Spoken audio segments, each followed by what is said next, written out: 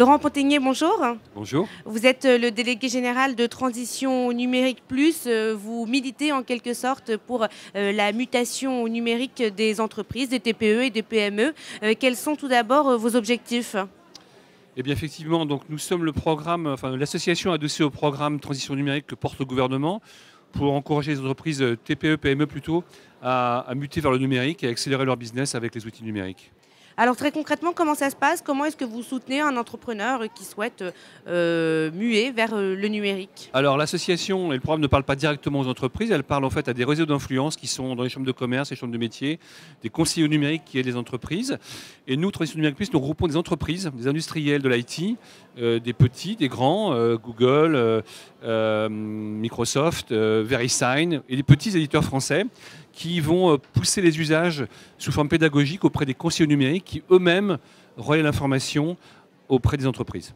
Vous connaissez tout de même bien le secteur. Quels sont les conseils que vous donneriez à un jeune entrepreneur qui souhaiterait se lancer sur le net? Alors il y a effectivement des bonnes pratiques pour arriver sur le net. La première, c'est d'acheter un nom de domaine.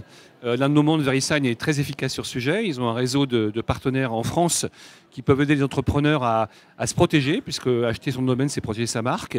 Ensuite, l'étape suivante, c'est en général d'ouvrir un site e-commerce quand on travaille dans le B2C ou le B2B. Et puis enfin, c'est de développer sa réputation avec les outils des réseaux sociaux, par exemple. Et quels sont au contraire les écueils à éviter? De quoi faut-il se méfier? Je pense que la méfiance, elle est surtout d'aller trop vite et de se faire mal conseiller.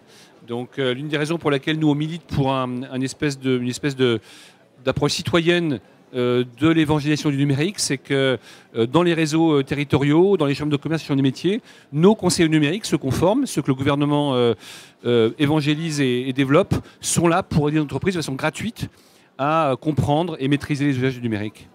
Est-ce que vous pensez que le soutien politique est suffisant pour développer justement toute cette industrie numérique?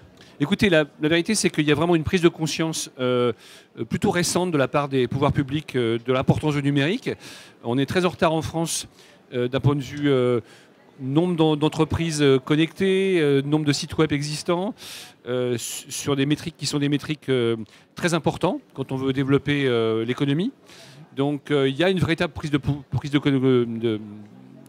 conscience voilà, de nos dirigeants, on va dire, voilà, qui veulent maintenant mettre le numérique au centre de tout.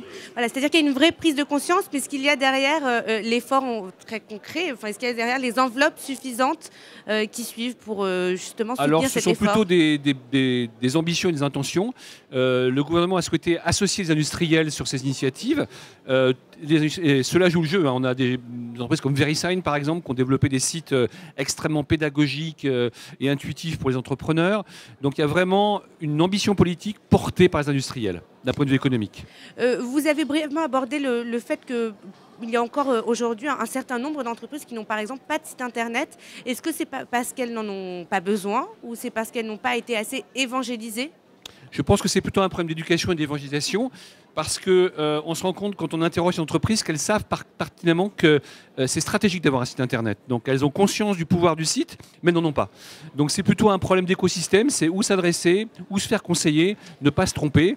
C'est la raison pour laquelle le programme Transition numérique, que nous défendons, nous, Transition numérique plus, est là pour assister ces entreprises au niveau local.